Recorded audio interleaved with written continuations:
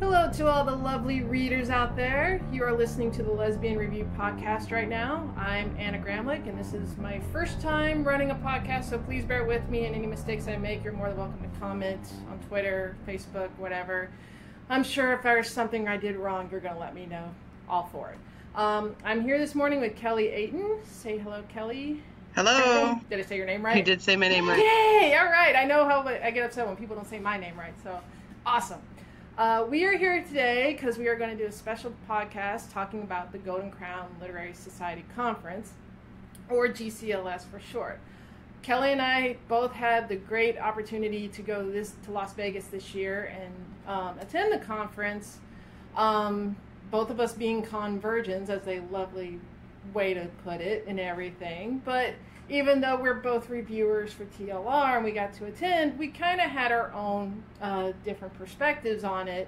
Kelly was there also as an author. I was there more of a reader / fangirling volunteer type and everything. And while there was a lot of things we really communicated well on and crossed over on, there were things that we also had individually experienced that we were very happy about.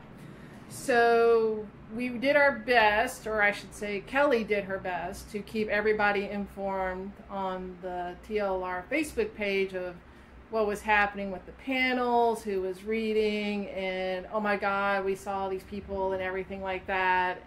And we just want to give you a little bit more insight about the events that happened, as well as a lot of the emotions it invoked in us, because I know personally for me, it was just an all-out high. Being in the room with so many of the authors that I've admired and enjoyed reading over the last few years. I don't know if you could say the same about that, or maybe elaborate a little bit on it was, and it wasn't just about the authors, because we both have authors that we've admired and we've read so many of their works over the years. But for me, it was also about connecting with people that I'd only previously connected with online, I guess, and not just those really influential people. I met my publisher for the first time. I met both of my editors for the first time, and our author liaison. And so it really helps, because I think sometimes you lose a lot when you communicate via email or via text message or email or messenger.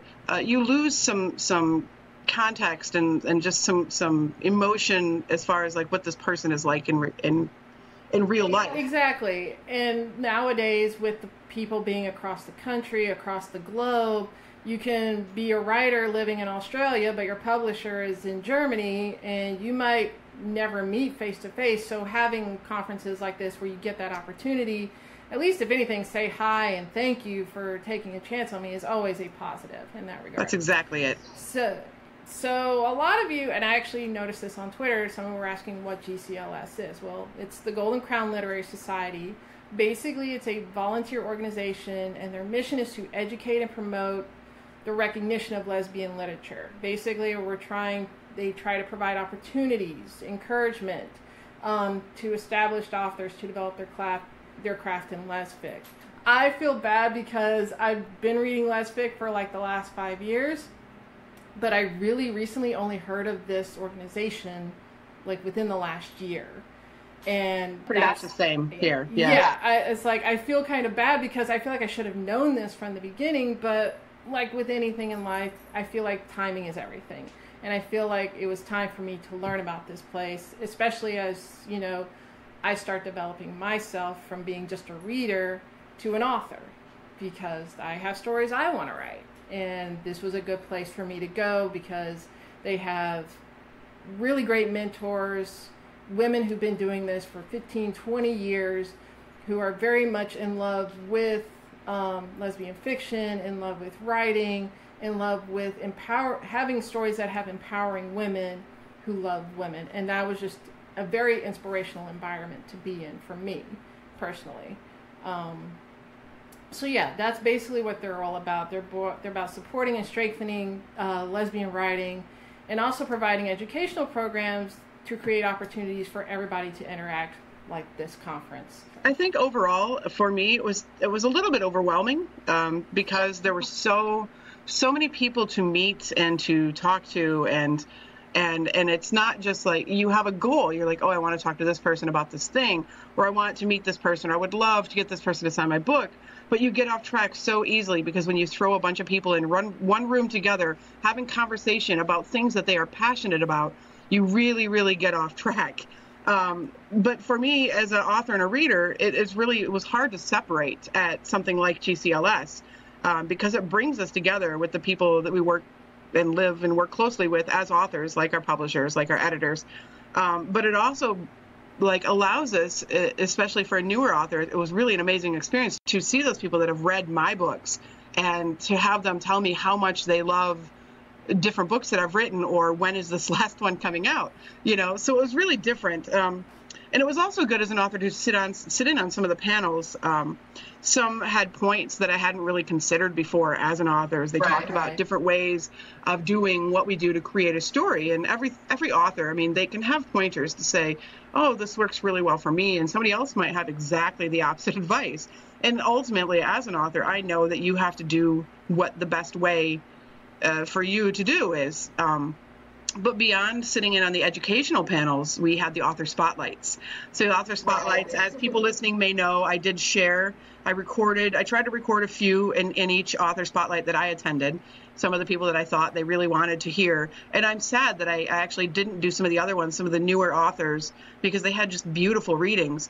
And as an author myself, I was lucky enough to be able to do a reading of my own from my newest book, Waking the Dreamer.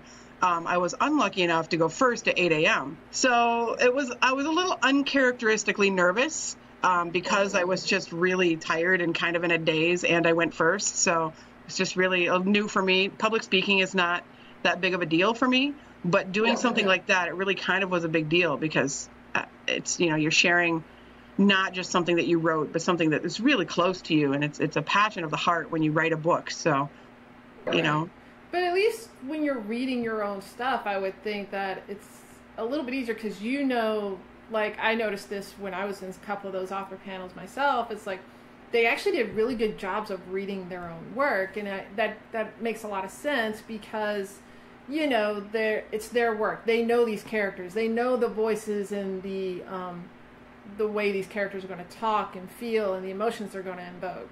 And everything like that. But granted, I understand an 8 a.m. reading is probably not the best idea, especially when you're in a town like Las Vegas where a lot is happening. And I actually, even though, like I said, we were both virgins to this con, I actually got a scholarship to pay for my ticket. I sent GCLS a letter, and they were like, what do you do? Why do you want to come? And they accepted it. And part of my scholarship requirements, even though I didn't really need it to be a requirement, was that I had to volunteer and help out in certain areas. And I found that actually was a very good way for me to meet everybody that I wanted to meet. Not only just the authors that I wanted to meet, but even people that, they're just fans, they're readers, they want to come, they support the organization and everything like that. I met so many people just by helping them check in, and it's like we get on conversations like, oh, who's your favorite author? What's your favorite book right now? What are you reading? Oh, and it's like you and I were also passing out swag for the Lesbian Review. I don't know about you, but I got a lot of conversations just based off of that because I kind of did shameless promotion at the volunteer table and laid all the buttons and the bookmarks out for everybody. And they're like, ooh, what's this? And I was like, well, I'm glad you asked. I will say you cheated a little bit with that because I was doing all the footwork. It was a golden opportunity. Can I talk to you I had to take it. About the Church of Lesbian Review?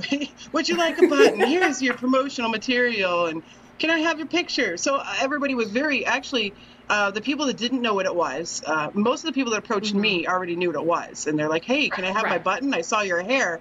And thanks for that, Sheena. It did help that you had hair, like that everybody recognized right away. Right. The recognizable tuft, I think one of our TLR members, Enrico, called it. But so most of them already knew. But it was really nice. They were very, very accommodating when I said, hey, can I get a picture of you wearing the TLR button?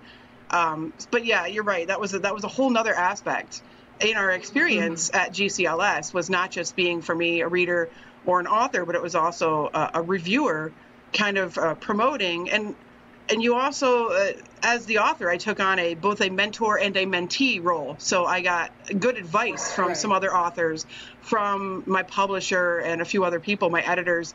But I also found myself giving advice to some of the newer authors who, I shared with them actually a bunch of resources via email. We exchanged emails, and I gave them links to, hey, these are sites where you can send your book to possibly get reviewed, to request a review. So, and I shared with them some of those resources and kind of sent them links to other places that do have a lot of resources for authors or newer authors. So I think that's really, really an important part of GCLS, is everybody really, really helping each other. And it was a great feeling of coming together and not just meeting these people that kind of you idolize a little bit for their creativity and their skill, and but everybody helping each other. And it was really great.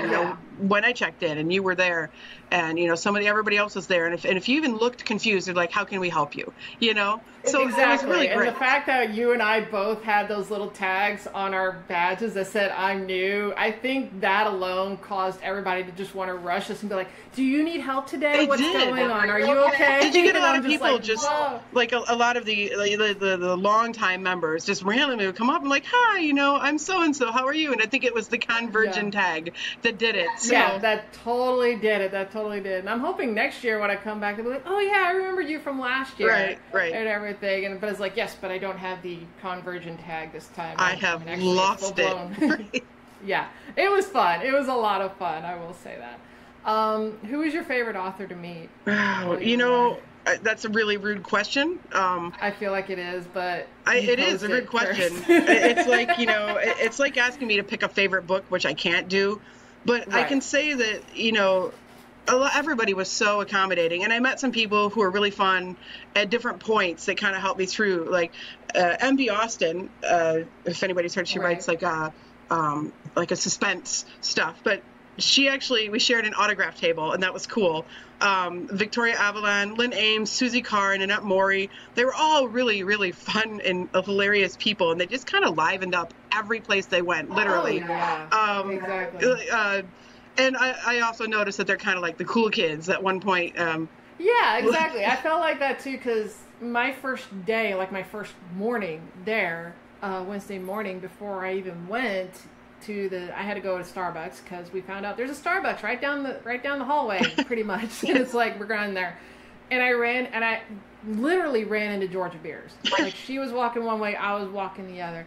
And I introduced myself, and I was just like, she's like, oh, is this your first time? And we got to chatting a little bit, and she's like, you're out kind of early. I was like, I need Starbucks. She's like, oh yeah, I was just there. And everything. That's where I met her too. I didn't actually meet her at the con. I met her walking through the casino with Nikki Little, or Nikki Smalls, as she is online. But that's funny because that's where I met her, was walking through the casino. I don't think I actually ever got to approach her at the con. There were so many people I missed meeting.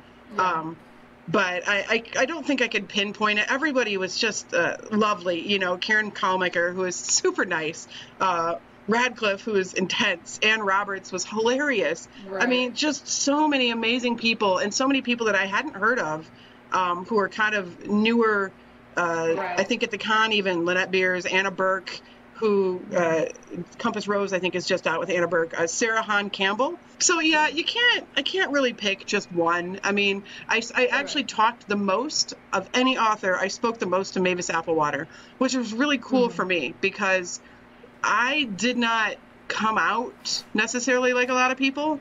I started finding stories online, and I stumbled into fan fiction online, and then I stumbled into women loving women fan fiction online, as an engaged person that had spent 8 years with a man. So, and I went, oh, this little light bulb clicked on. And that's how, and I fell like face first into fan fiction. And one of the first authors that I really read a lot of was Mavis Applewater.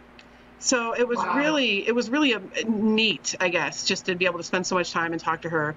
And it was just so fun to meet these people that were only names. It was definitely fun meeting them. It was definitely fun talking to them, and it made for some very funny interactions a few times, because I had known Chris Bryant before I came, author of Breakthrough, which was her latest in the Sensory series, which I love. by the way. And there were a couple of times she read my review online, and she was like, "I owe you a couple of drinks in Vegas." And I was like, "Okay, I'm going to cash in." I think I've seen that interaction, actually. Yes, exactly. So I got there, and I was like, "Hey, when did we get this drink?" And she's like, "Well, me and Georgia Beers and Aaron Zach are down at the bar in the casino if you want to join." Just name dropping. Yeah, exactly. I was like, "Oh, that's all. That's the only people you're hanging out with. Oh, darn, and everything." Yeah, exactly. It's just fan yourself a little, yeah. Yeah, it's like, I'm clean, I smell okay, okay, let's go. Look nice, you smell nice. Yeah, she and I we had a couple of great conversations. We went to lunch one day, but it seemed like every time I run into her, I would run into Georgia and Aaron and a couple other people, and there were a couple of times the cool kids. Yeah, the cool kids is what it felt like. And there were a couple of times where we went in and they have, the lunch served and everything. And I didn't have a meal ticket. Right, I didn't either. But Georgia was just like, "Are you sure you don't want anything? I'll grab you something. Are you sure?" And I was like, "No, I'm fine. I just ate lunch. I'm good." And everything. But I thought that was very sweet of her and everything. The only author that I really got a little dorky around was Rachel Spangler. But she's so fun, and she's so hilarious, and she's much smaller than I thought she would be. She's adorably pocket sized. I walked up, I thought she was closer to my height, honestly. But I'm just like, I walk up to her and I was like, whoa, okay, no, that's wrong. But yeah, it was just literally like, because you and I, we went to the meet and greet the first night. Yes. And I noticed that she was there, and she had her son Jackson with her. Little mini-me, like mini-me. Yes. And I always have a rule, because working in Hollywood, living in Hollywood, I do see celebrities from time to time, but I have a rule of, if they're with their families, don't mob. It's their personal time. Let them have their time with their families. But in this situation, I got a little confused because I was just like, well, yes, her son is here. I see him, but he's with her at a kind of business event. I'm confused. I don't know what to do. I think that was the only event she brought him to. Yes. That was the only thing I saw him at. So that was I didn't meet them then. I saw her, but I didn't meet her. But I actually met her in a hallway later. So, but I think it was good because that was the only event she actually brought him to. So. Yeah, and I actually met her the next day because she came in and checked in at the registration desk, and I was there, and then of course I was like, "I want you to sign my book later," and everything, and I kept giving her grief because I was reading In Development at the time. Oh yeah. And I'm like, because of you, I stayed up too late, and now I'm groggy the next morning. I got to sit here at a volunteer desk and not look like I'm tired as all get out. I think I did the TLR review for In Development. And I also went on to read, because I liked it so much, I went on to read Edge of Glory.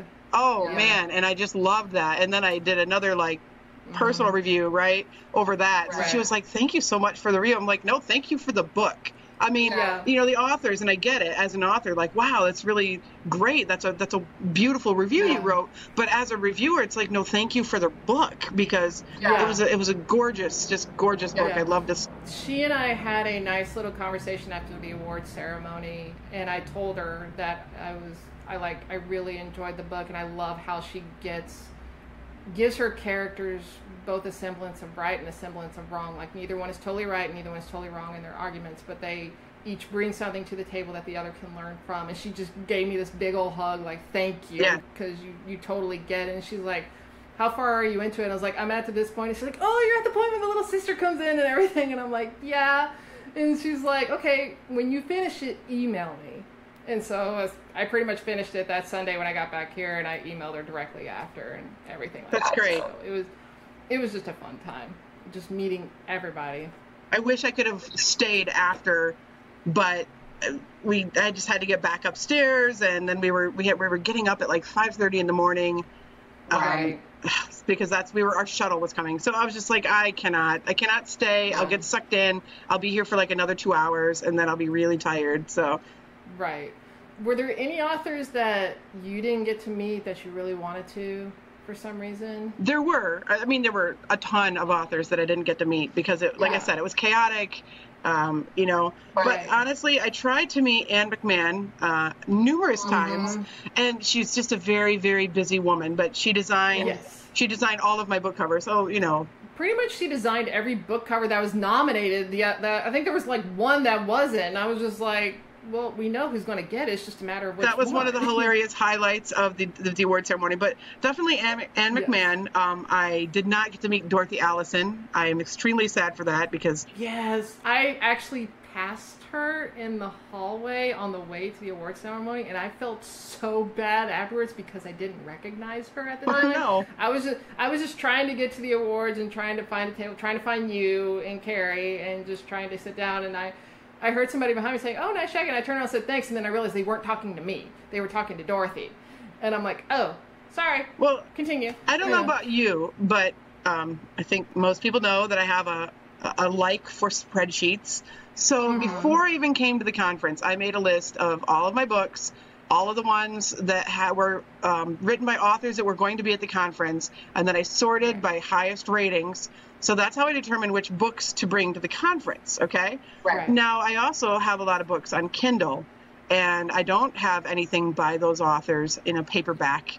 And so then I sorted by rating, and I came up with a list of authors I wanted to meet. I did not get to meet all of those authors, and it was quite sad. People like Cheryl Wright and Ali Valley and KG McGregor. I totally missed them, and I think KG McGregor said, Pittsburgh, and I'm like, definitely. So there were some people that I missed. Who did you miss? Did you miss anyone? You saw a lot of check-in, so... Yeah, I was hurrying around the author's room so fast when the whole autograph thing was going on, and I really wanted to meet Karen Callmaker.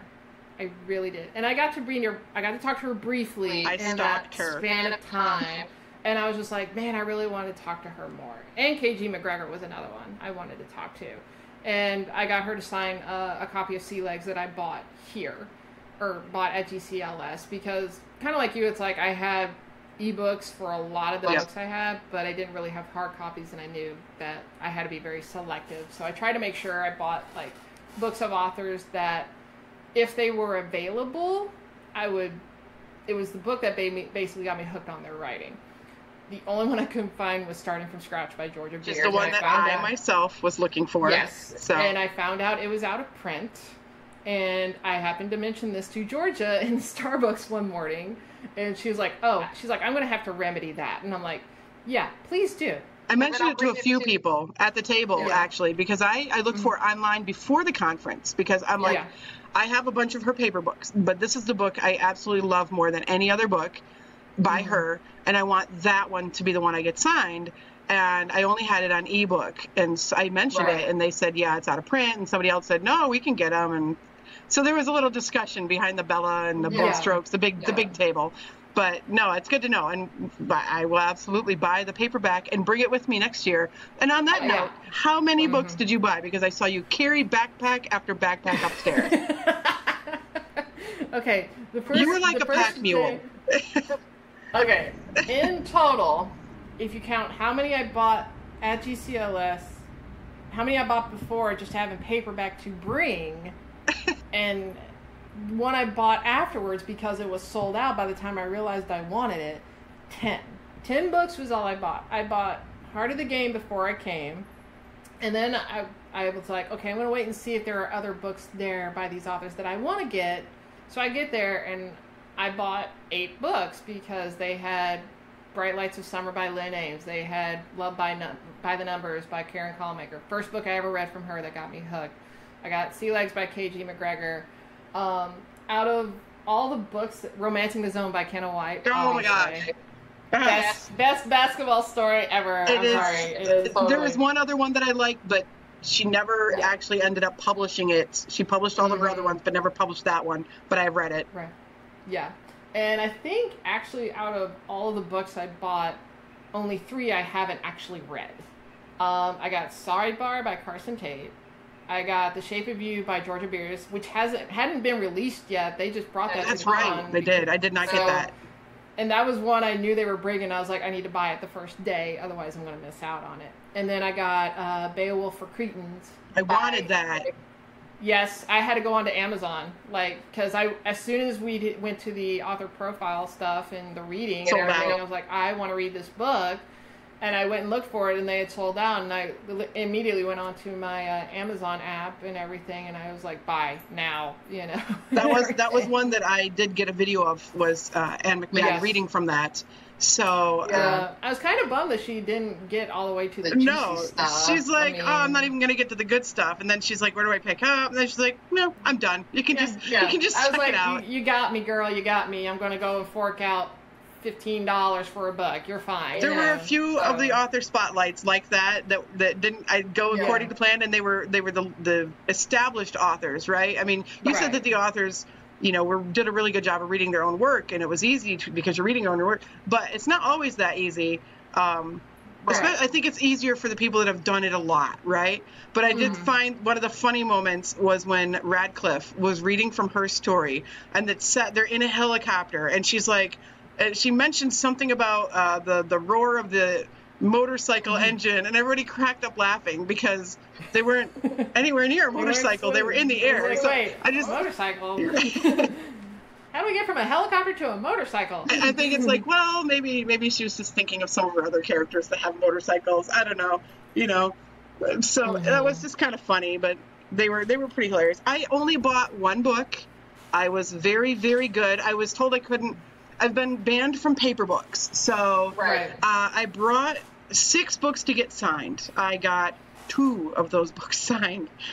I failed because I stayed too long at the author table not signing anything. So by the time I looked up to go get my own book signed, everybody was packed up. So I kind of skated around. I mean, most of the people I talked to as well there, and even before I went, because I talked to Lise and everything, because she had gone. Yeah. And I asked, they do have an author signing. Should I wait for that? And they were like, actually, if you can get, I don't want to say corner because it sounds like I'm just pushing them into a corner and being like, sign this and everything. No, they're like, if you have a chance with them one-on-one before that, and they're willing to sign it, I would do it then. In the future, that is what I'm going to do, because I spoke with Kenna White, I don't know how many times. I did not get my book signed. So I'm like, no, I don't want to bug her. I'm going to wait and do it at the author signing. And I never did it. And I spoke with her, I don't know how many times, and I never got my book signed. So it was I got that signed pretty much 2 minutes after I bought it. I was just like, because I saw her over by the silent auction table, and she was kind of moving past me. I was like, hey, Kenna, can you make a little stop and sign my book real quick? She's sweet. She is a sweet person. I did come home with 4 signed books, though. I bought one book, right? And Mavis Applewater's Finding My Way, one of my favorite that started as fan fiction. I have it on Kindle, and I've read it many times. But so she won me over, and I bought her book, and she signed it.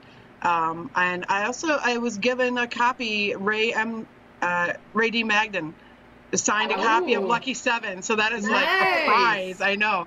And then I bought one book, and I bought those 2 home. I got 2 of my 6 signed, so I came home with 4 signed books. But I justified it because I gave away 4 of my own books to the silent auction. So you were just it was actually 2 books in the whole, right? I mean, it seemed legit. It was legit. Yeah, you're just coming in. It's like, okay, I donated 4. Well, I got to replenish, to make everything even again. Exactly. But next year, definitely stock ahead of time. Just keep a couple on me for when I see them, and like, hey, maybe pick 2 a day. 2 a day is my goal to get signed, and that way I don't have to worry about trying to like scamper around, because I'm hoping next year I'll be more popular as an author, and maybe people I'll sign more than like 4 books. So there you go. Yeah. I'm really, really like shiny, like brand new right now. So all of my stuff has come out this year. Yeah. Well, everybody's new and shiny at some point. So, but next year I'll be tarnished. You'll be more of a veteran, and people will know your stuff more and be like, oh yeah, I remember you when I first met you at GCLS in Vegas and everything like that. So, I remember your hair. Yeah, that's usually what you're going to probably get. Wear a hat next year. So what was your favorite panel to go to while you were there? The author spotlights were great. I loved being in the author spotlight with like other speculative fiction greats, right? That was kind of cool. Right. They did stick us in at 8 o'clock, but it was pretty early for Vegas. But I did like hearing the other authors read their stories, right? And some of them were great. Susie Carr, Lynn Ames, Mercedes Lewis, they were all in the same author spotlight. So I got some really, Mercedes Lewis sang and she recited some of her poetry. Lynn Ames, I bought Lynn Ames' book, Great Bones, just because of her reading. And actually it's kind of cool because I didn't realize that I only have one other book by Lynn Ames, right? I 5-starred it. So I'm like, holy crap, I guess I didn't realize that I loved some of the authors. You're like, oh, I didn't realize that I had something by them. She was actually on my list of people to meet. So it was nice to be able to chat with her quite a bit. But her reading the Jewish grandmothers in her story, they were hilarious. They were like their own, they could have their own story all together. But I did catch some of the inclusivity and expanding alphabet. And I caught some of these. So I had this idea. They were both really great. I didn't catch the whole panel, and there were more. The one that I was saddest to miss was the Xena to Lexa. Oh, yeah. I heard about that one. It was on the same time as the one with Lynn Ames and Susie Carr and Mercedes Lewis. So honestly, I wasn't going to go to the author spotlight, but I went to the one before that. And I was like, oh, look at these people. I'm going to stay here. And I totally forgot. I didn't look at my calendar, and I forgot that the other one was going on next door. So I was pretty sad. Yeah. I was sad, but not sad. Yeah, I mean, it's sad that you missed the Xena to Lexa, but I guarantee you there are other cons that'll explore something kind of similar. It's a huge chunk of lesbian fiction and lesbian fiction history. And fan fiction. Yes. Yeah. Exactly. That won't be an issue. What were yours? I only really got to attend 3 panels. 2 of them were author spotlights, which I enjoyed going because I felt like it introduced me to new authors that, you go onto the publishing sites and you see them and you're like, okay, this sounds pretty cool and everything. Maybe I'll check it out at some point, or even onto TLR and be like, okay, this sounds like a cool book. I'll check it out at some point. But to actually be in a room when an author is reading their stuff and you hear the snippet, you're like, okay, damn it, I just found a new author and I'm losing more money today. Is basically what I felt like. It's kind of the case, yes. Yeah, so, but the one panel that I did go to that I was actually very happy I went to was basically turning a novel into a movie, which was moderated by Lucy J. Madison, who wrote a very good book that I've read, Personal Foul. But she basically did a really good job. I mean, I'm in the industry, but I'm on kind of like the back half of things. I do post-production, but the script is like pretty much the first thing that you get. But I think what she did was give a lot of great, input about, okay, in a novel, yes, you're going to want to have a lot of detail in everything in certain scenes to basically paint the picture for the audience because they don't have a physical representation of that for them. But with a screenplay, you want to minimize that detail as much as possible, especially when it comes to inner thoughts or facial expressions or stuff like that, because you want to allow the actors to actually act. So I felt that was a very good way of showing, the best process and how to do it. And she even said something which I loved more than anything, because usually when people get in this industry, they're thinking, oh, it's going to happen, pretty quickly. But she was even saying that it took her 4 years from when she started to when she actually, was able to sell her first screenplay and everything like that. She's like, if it's something you really want to do it, but just be aware it is going to take time. Like anything in this freaking town, it always takes time to do it. So, and that's something I always implore to people who are like, oh, I want to get into entertainment. I was like, okay, you need to sacrifice this many years. Then you need to do all this and everything like that. And you need to move yourself up, and it's going to take time. So I felt that was a very big advice. And even just from a writing standpoint, time is what you need to allow yourself to have to write out what you want to write. And you also need just to make sure you understand that it's going to take time to get it from point A to point B to point C to publishing to out into the world and stuff like that. So I felt that was a very informative panel. And she showed a couple of clips from Carol, that kind of as examples and everything. And I was like, okay, I'm glad I came to this. So, well, and it's neat because you could attend something that intersects with your other life, your real life, the what your industry is. There's not much in writing that intersects with what I do. no, but I do know, I mean, I've read a lot of books, and I don't go into a book thinking, okay, will this make a good movie? It's usually about halfway through that I'm like, this can make a really good, like, mini-series or a little television film or even like a full-length feature or something like that, if the writing is that good. I mean, I've done a couple of things with Sheena where I talk about, what do you think would make a really good movie? What books do you think would do good? And I was like, well, this one, pretty much anything by Jay or Melissa Braden right now. I'm like, can we turn the Soho series into a mini-series? I would gladly do that. I know people, I think we all have at some point, right? Read a book where you're like, oh, this would be a great movie, or, this would be like I actually had somebody say that about, a reviewer say that about one of my books where it read like a blockbuster, like a blockbuster epic, right?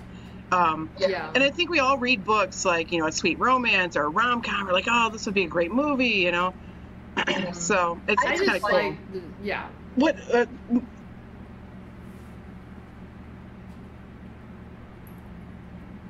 thought Bally's was okay. I actually went to Bally's a couple years ago because they hosted Klexicon for its first year.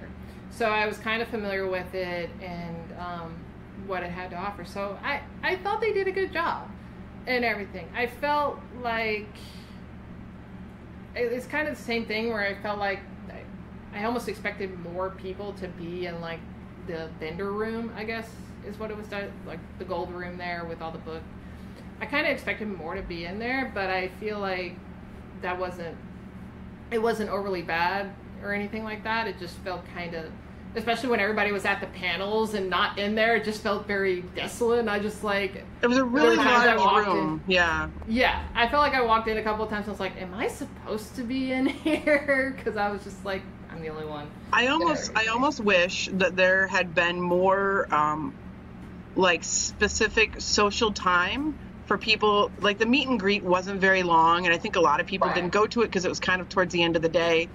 And it almost would have been nice to have more like social time just to meet people, right? Because after that, everybody's every day, everybody is just tied up. Like, oh, I've got a panel and I have to get to this one because I'm moderating. And so like people are just people come and go here so fast, Right. And it is Vegas, so they want to go out and they want to see other things when they're not busy doing that. And by the time everybody gets back, it can be kind of draining. It was exhausting. But I liked the hotel. I know there were some complaints. And honestly, Carrie and I jumped on the GCLS deal. They had the deal where if you, first come, first serve, and you could get your room in the news section instead of, I guess, the Jubilee Tower. And that was one of the complaints that I heard from a couple other people. Is they have a lot of older members and a lot of differently abled members of GCLS, and I guess the Jubilee Towers were quite a ways away. Yeah, they were only way on the other side of the. Yeah, I was literally at the end of the hall, up the elevators, at the end of the hall from the conference. So it was a pretty, but it was distracting. I did think that being in the casino itself was a little bit distracting. And I didn't want to be distracted by all the extra stuff. And I'll be glad next year when I'm not. I won't lose as much money next year.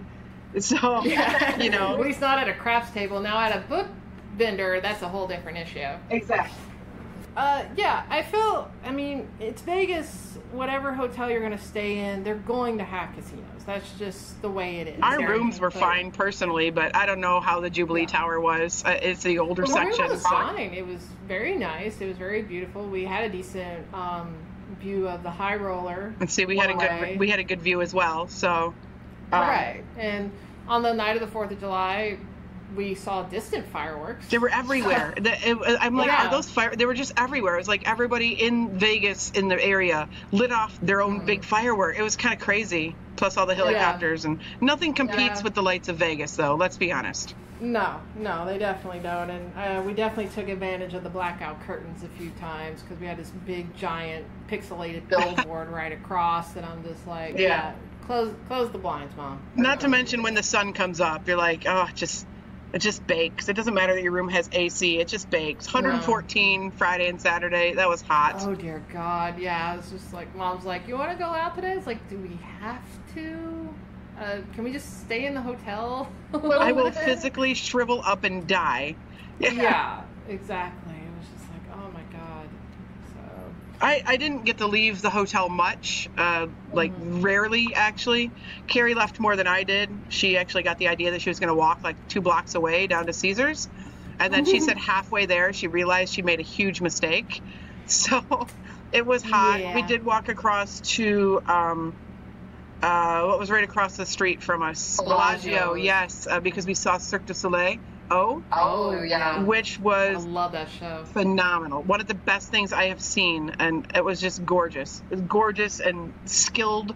I can't even explain, but that was part of my non-conference stuff. And how did you? We were both there. We both had to organize, I guess, family time and conference time. How did you do that? I know you came with your mom, who was sweet as pie and funny. Aw, thank you. I appreciate that. Definitely funny. Yeah. Well, luckily, she actually got a hold of the schedule for the panels and stuff. And I was like, we were planning. It's like, okay, today we're just kind of, we're going to go for a walk. We're going to do this. Because I have been able to schedule my volunteering to do all of that in the morning. So that way I could have the afternoon with her. And, she got a hold of the schedule once I got all my swag gear and everything, and she was like, if you actually want to go to some of these, it's totally fine. We did go exploring. We walked over to Caesars. I think it was Thursday was when we did it, so it wasn't as hot. Right. But we did have fun. The big thing we wanted to do was just kind of walk around. We wanted to talk, which is what we love to do. We love to talk about what's going on in our lives and anything that's bothering us and stuff like that. She's remodeling her kitchen right now. I'm planning on writing an actual story out, lo and behold, and everything. But she was just like, I know you could benefit from a lot of this stuff, so if you want to go to it and everything, go right ahead. I have no problem with it. So I found that to be very helpful in planning a little bit better. And we still went and did, we went and saw the Titanic exhibit down at the Luxor one night. That's always just a joy to go and see. And then Friday night we went to the Tournament of Kings dinner and show at Excalibur. That would have been fun. It was fun, and I had to. She wasn't really too eager to eat with her hands because they don't give you silverware, for anything. So it's medieval. Exactly, but we had a lot of fun doing that, and we went to the Coke store and the M&M store. And it almost became interesting because we went to get on the monorail to go down and go to it at the MGM, but before we got on the monorail, it broke. It wasn't running. So she was like, well, we can just walk. And I'm like, are you sure? It's a long way. It's it's a long walk and it's hot, And she's like, yeah, we'll be fine. And I had actually hydrated pretty well. So I wasn't worried about me, but as soon as we got done with the M&M store, she's like, I need to find a place to eat, sit down, because I'm feeling kind of woozy. So we went into the MGM Grand to a little breakfast brunch cafe that I knew was in there, and we had lunch and everything. But I think overall she had fun. We both had fun. I got what I wanted out of the conference. We played penny slots a little too much. Penny slots add up to a lot. Oh, I don't know if you guys saw this, but we saw the Twilight Zone mini golf down. I saw it in Bally's. I saw it. We did not go to that. We just didn't. We ran out of time. But we did go see the real human, the real body exhibit, which were all real bodies. It was. Oh yeah. It was It's not for everybody. If you like medical stuff, if you like even watching medical videos on YouTube like we do because we're weird. Well, she's a veterinarian, so she likes that stuff, and me, I'm just weird. But it was really cool. It was you can take pictures when you go in. I have lots of pictures. But it was very, very, very neat. But I did find it hard to split my time between GCLS and between my girlfriend. I think it was hard because probably like your mom, she has no interest in lesbian fiction. She doesn't follow it. Right. She pointed at one author and said, oh, I know that name. You have a lot of her books on your shelf, so which was really kind of funny because I'm like, yeah, you're right. I do. I think it was Jerry Hill. Or no, not Jerry Hill. It was Georgia Beers. It was Georgia beers. I'm like, I totally do. I'm not gonna lie. Just for the record, my mom did take 2 of the books that I bought back home with her because she's like, "Ooh, these sound really interesting. I want to." Just for the record, you can borrow them, just don't lose them. Right. But no, with the conference, back to the conference, it was really hard to split. And I kind of did what your mom did. I looked at my schedule and I'm like, I want to go to this, this, and this. Okay, I have a free block between here and here. If you want to do something, I have a free block between here and here. But it's still like 5 o'clock, like, hey, are you done yet? And it's like, I mean, we gotta go out to dinner, but yet I'm talking to this person, I'm talking to my publisher, so it was really hard to actually split, because I don't know about you, but I really wanted to just immerse myself. Right. I just wanted to dive in and immerse myself. So it was tricky, but on the other hand, I did have fun too, outside of the conference stuff. So it was a balance, but I think it'll be good to go next year, where I don't have to like kind of worry about, is this other person having fun, and I can just, and then it'll be more serious for me. I'll be more focused on like the serious, especially being along further as an author. I can just really focus on that, I think. Exactly. And I think next year I don't know much about Pittsburgh. I just kind of know the area that they said that we're going to be in, but I think there's a lot of stuff around there that it's like, I don't know if my mom would come with me. I don't know if one of my friends would come with me, but it's one of those situations where it's like, there's probably stuff to do around there that if they wanted to, they could. And plus, if it's a decent hotel, they're going to have amenities and stuff that people can do and loved ones can do to keep themselves entertained. I did my best, because I also had to volunteer. Yeah. And I had to keep up with mom and trying to go to things I wanted to go to. And it was kind of a juggling act in that regard and everything. But having my mom just be so supportive of me going and checking out the things she knew I wanted to check out. Yeah. And luckily, a lot of the things we wanted to do were either after the last panel went, or it was close enough that we could walk to and do it like within the couple of hours of free time that I had. Yeah, it took a lot of planning though, didn't it? Yes, it did. It definitely took a lot of planning. So it was good. I next year too, like you, I didn't buy the meal ticket. I bought us, I bought both me and Carrie the full tickets, right? But not the meal tickets, because I knew that being Vegas, we were going to go out, we were going to get dinner here, get dinner there. So it didn't make sense. But next year is something I would definitely do, because I heard that gives you a lot more time with, writers, with authors, with readers. That's when people really get to socialize and kind of bond, I guess. Exactly. So I think I walked in like in the middle of lunch a couple of times, and I see all these ladies sitting around eating and talking and gabbing. I'm like, oh, what's this? And then I look over and it's like, oh, it's lunch. Okay, I got it now. What did you think about the award ceremony? Oh man, I have to be honest, and it wasn't against, it's like, I don't like getting dressed up, but I had brought, clothes to get dressed up and everything like that. And my mom actually kind of had to push me to go to the award ceremony because it was our last night there. And I was just like, are you sure you want me to go? She's like, go, have fun. It was kind of the same thing with karaoke the night before. With us. You did so great when you went up to sing, and you were so nervous. I think you finished my drink, didn't you?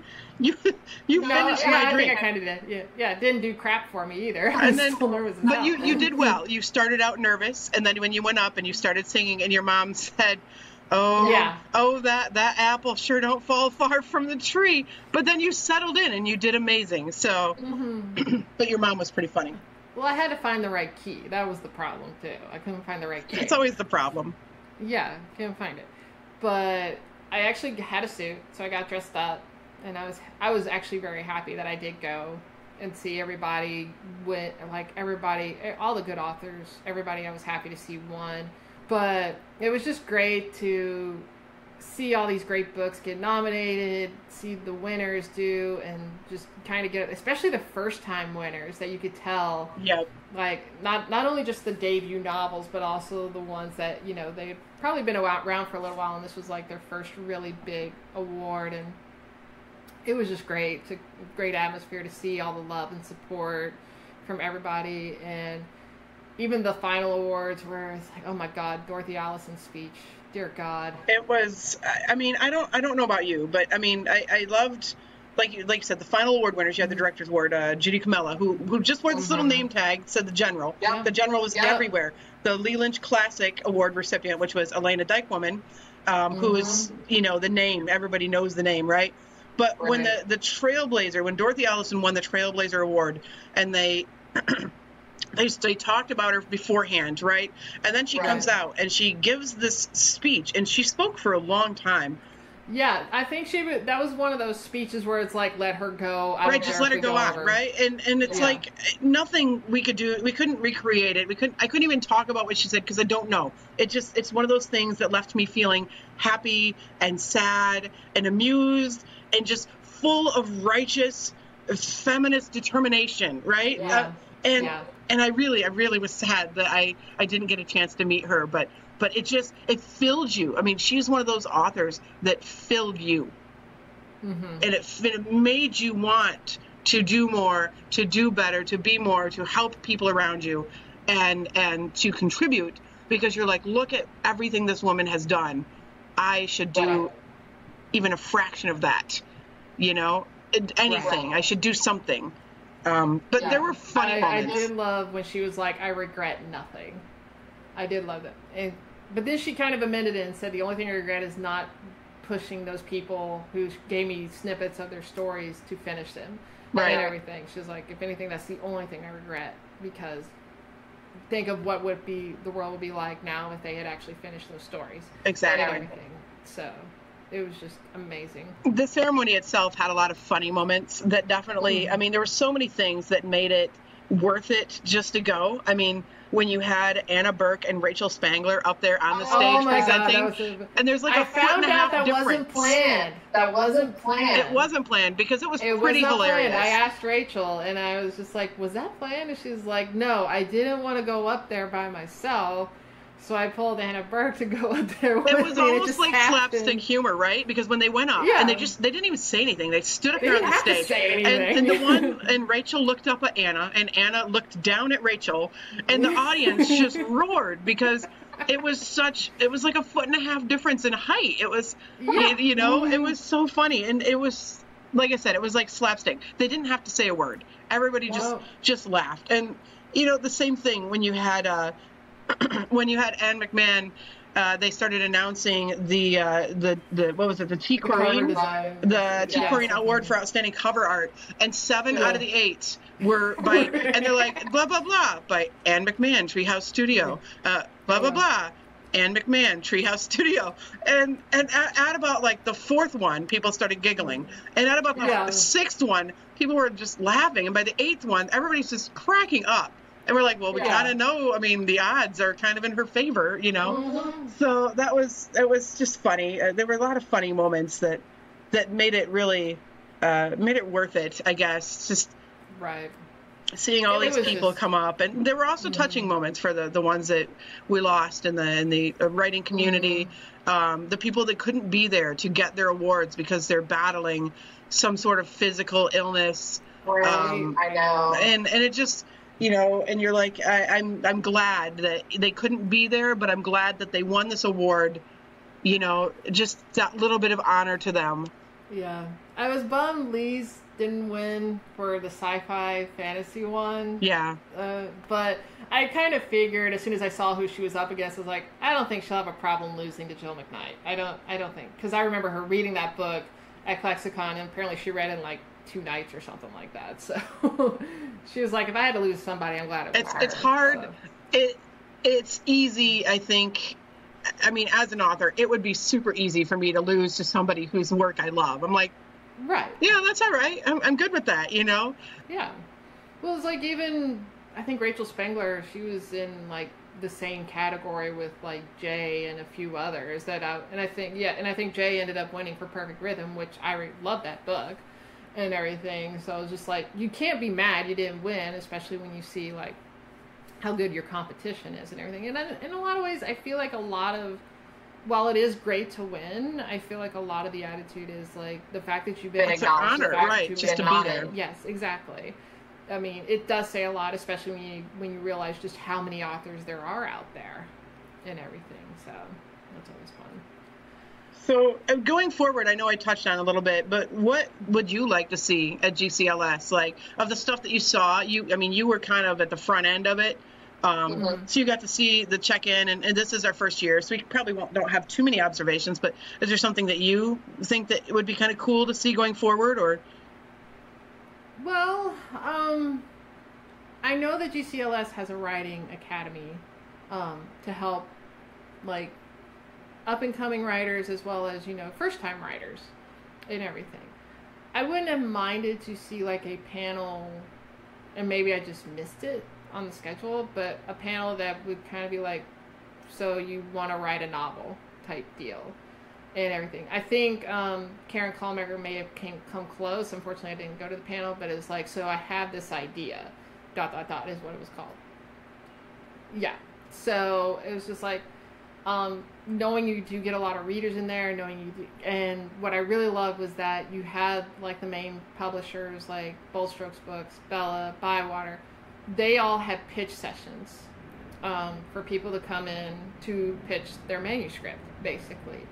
And I actually set one up because I have this great story, or at least I think it's great.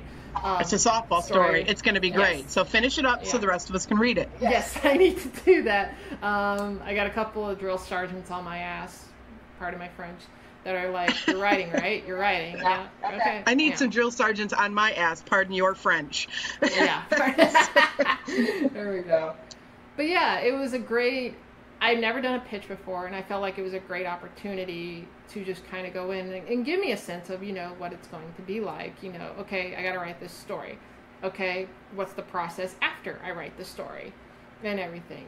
Yes, there's editing. Yes, there's this. Okay, advertising for myself, advertising for the book, and everything. So Set up there's websites, going to be a lot, yes. Exactly. There's going to be a lot that has to go into it, which I can say right now I don't have a problem doing that. If I have to up my social media, I got to do that, But it's also about, believing in the story that you're telling and believing that it could be either inspirational or helpful or just entertaining to somebody to read. Exactly. Absolutely. So I think having those pitches was really cool. I think I would have liked to also seen a couple more of the publishers. Like, I know Desert Palm Press was there. Regal Crest was there. Sapphire Brisk, was there. Sapphire. Yeah. Affinity, I think, was there, right? Yeah, I believe so. But also seeing it from them, because nothing against Bold Strokes, Bella, or Bywater, the 3 Bs, as I like to call them. Right. But they can feel a little intimidating to a first-time person because they have such a great base of authors, like really great authors and really great, publications that come out. They put out a lot of great stuff. Sapphire, I've published a short story with through a Klexicon writing thing. For some reason, they accepted it. Well, that's a good sign for your future novel. Yes. So exactly. So, but I felt like not that they were any less important or any less valuable than the top tier, like the big dogs, the big nogs and everything. But I feel like for somebody who's just coming in, they are a good place to kind of help ease you into it a little bit more. I think and from personal experience too, the big dogs, as we've called them now, when you're a new author, and I learned this, when you're a new author, a lot of times those bigger publishers, they only have so many slots, right? It's an industry. They have so many slots for anything that's not contemporary romance, because that's the big seller. And those slots are going to fill up by their established authors. They want you to cut your teeth on contemporary romance first. And I got my stories turned away because they weren't contemporary romance. I'm like, okay, these are fine. Do you have any contemporary romance? So it took some doing.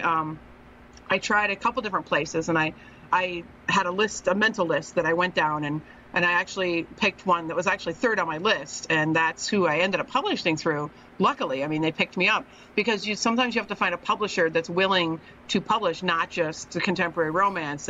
Essentially, they'll take a chance on you. If they like your work, boom. They don't have like a goal of like 80% of our books have to be contemporary romance. And I think some of the bigger ones work more like a machine like that. and they're great. They have a great business model. They turn out amazing books. But sometimes as a new author, you're trying to break in, it might be easier and less intimidating to find a smaller publisher to start with first. And you can find some really amazing people too with these smaller publishers.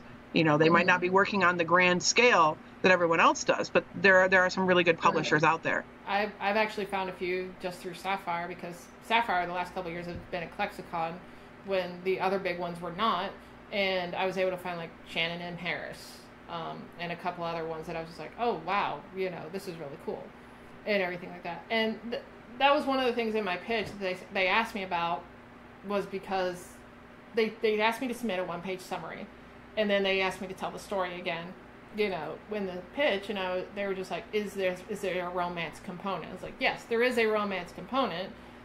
Because they were just like, it sounds like you're just more, it's more the story that you're telling us than the romance. I was like, well, the romance is in there. The story is what's predominant in my head right now. Right. So, and it's like, I have written romance, I've written sex scenes, this is not a new thing for me, but it's just, I personally, for me, it's like, and just based on the other stories that I have going on in my head, I like writing stuff that's a little bit more, important to like stuff going on today, other things and stuff like that. So the romance is there and everything. It's just kind of hidden right now, as opposed to the overall story that I want to tell right now. So, but yeah, I was fine and everything. I can't remember, did they, because I think you and I talked about it, and I've actually talked about it with a couple of people while I was there. You and I noticed this, that the crowd there was a little bit more on the older side. So that was actually what I was just going to say. My observations is maybe more diversity. I like that they're including diversity panels now.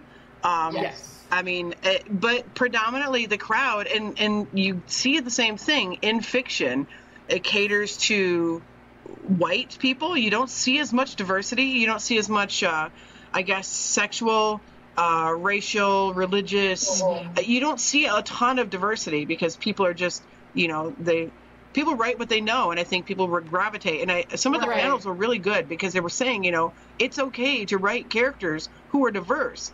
And this is how you do it. This is how you go about it without writing a stereotype, without coming off as insensitive or racist or stealing culture, right? Yeah, and I know there are some people out there who are thinking, well, it's not really politically correct to point out basically they think we're trying to segregate the diversity. We're not. But I can understand that point of view in a lot of ways. I think what it is we're trying to do is give a clearer image of these stories that have diversity issues in them. It doesn't have to have a diversity issue, but it's nice to see characters. I mean... Right, and unless an author puts in their summary or on their cover to showcase that there's a diverse character, you're not going to know this. So there has to be some way to be able to show people or women especially, who are looking for these kinds of stories, to show them this is that kind of story without trying to put a freaking neon sign on the freaking overpass or anything like that. But make sure that they know that it's there. That type of thing. I think, just the writers themselves, at the conference, again, it was a lot of older. You see a lot of older generation people, and they've been writing. They're the greats. They have been writing for decades now, and they're just amazing authors. But I did like that I saw a lot of younger people too, at the conference, and it was really neat to see some more younger attendees. And I hope that continues, because honestly, if you don't bring in new blood, new authors, young authors, middle-aged authors, it doesn't matter. You bring in new blood to GCLS, the Golden Crown Literary Society, stuff is just going to kind of wither away. And when you have something like this conference, if it gets left to wither away, I try to explain it that it's like my grandmother and my aunts. And once everybody from the old generation dies, you no longer get the whole family together. You lose contact with your family, your writing family, right? You don't have anything bringing everyone together so that you can share ideas, so that you can share, experiences with people. And I think it's really important to keep this going. And to do that, I think it needs to be inclusive to everyone. It doesn't matter their age. It doesn't matter their sexuality. Honestly, there are trans women that go. But I know a lot of lesbian fiction lovers, just lovers, and they've read so much that then they're not all lesbians. They're not all white. They're not all women. They're not all cisgender. They're not, some of them are transgender. Some of them are transgender men and transgender women. And they all love lesbian fiction. And I think that has got to be, really the core that brings people together. And I hope that it can, and that we can increase diversity and increase discussion going forward.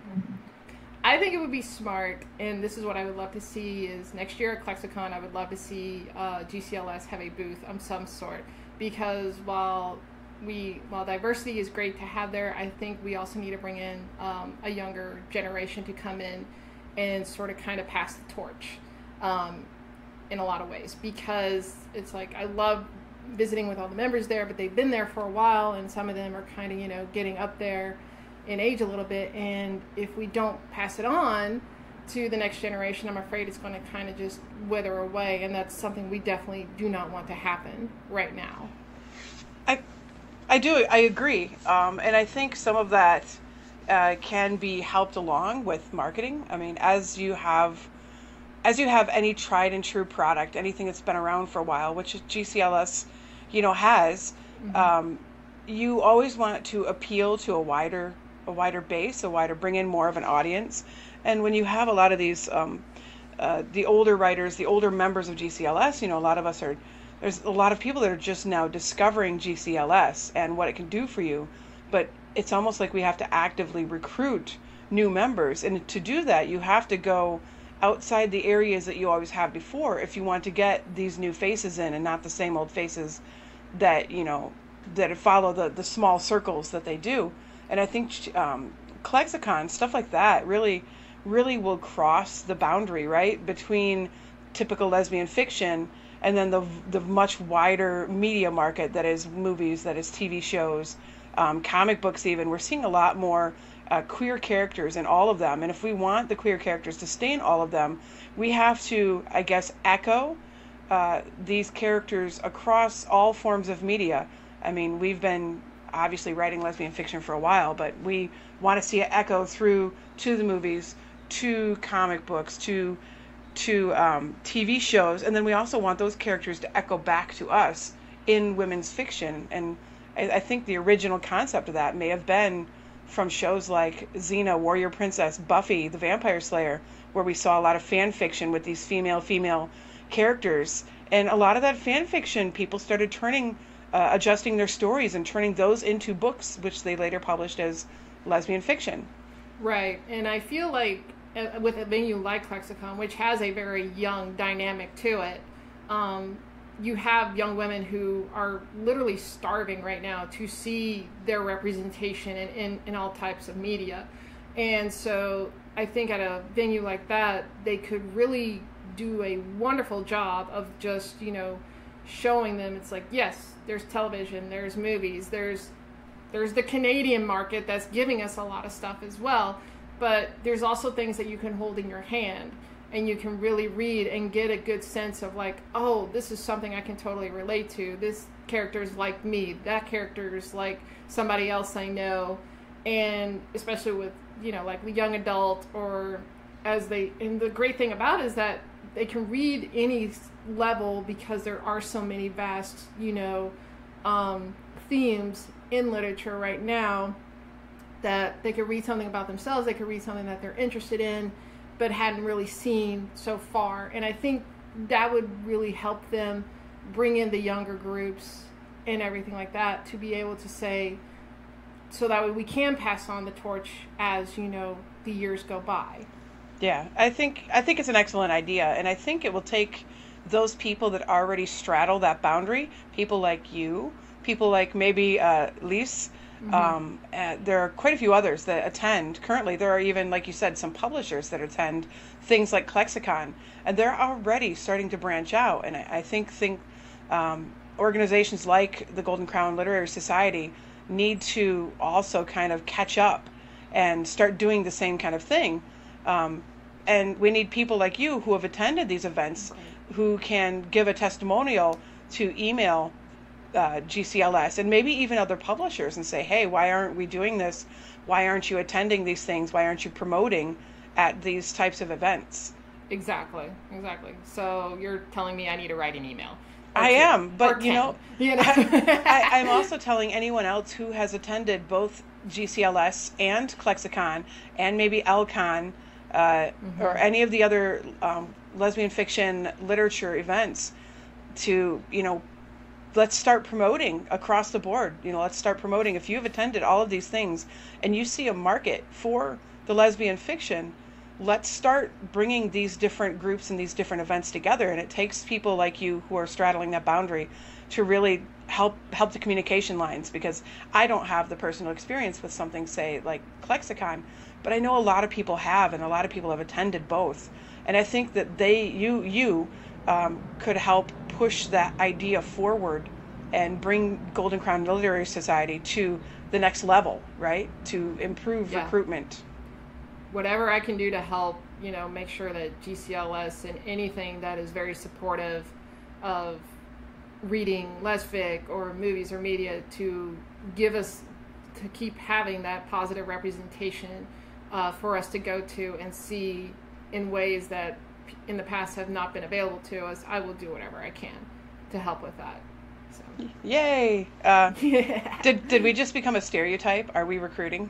I think we are. I think we're recruiting. But I always kind of figured the Lesbian Review was kind of a good place to be considered for recruiting, because I feel like every time I'm reading a review, I'm recruiting somebody to read that book. That's true. And, exactly. I think it's a good idea, but it really takes people like you and all of those other people who have been to both, who regularly attend both. And, number one, join GCLS. If you're out there and you're not a member, it's really not that expensive per year. What is it, like $30 to become a member per year? Something like that, yeah. And it's like, if you want to go to the events, they do have payment plans. They also have scholarships. I was a scholarship recipient. You can volunteer, Exactly. So there are ways to get around for those people with small pocketbooks. Don't sit there and be like, oh, I can't afford it, because they are willing to work with you. And from what we've seen, and I've only really just been introduced to GCLS in the last year, but from what I'm noticing is there's a definite pattern. They go back and forth across the United States for the events, and maybe you can only attend the ones that are closest to you, every other year. But that's attending and getting into the community and getting in to see those authors, or if you're an author, to meet other authors and publishers and readers, and it's an excellent experience. And it takes more people, more members, more recruitment, and more word of mouth to spread it, right? Right. And I feel everybody should be involved in some form or fashion to help all these organizations do what they do best, and that's getting the positive imagery and the positive, content out there for everybody to witness and to experience. So I believe that's all we have time for today. I think it is. Okay, all right. Well, thank you, everyone, for joining Kelly and myself at the Lesbian Review podcast. If you would like to know more about the Golden Crown Literary Society and what it can offer for you, you can find them at www.goldencrown.org. Thank you again. Have a nice day, everyone. Have a nice night.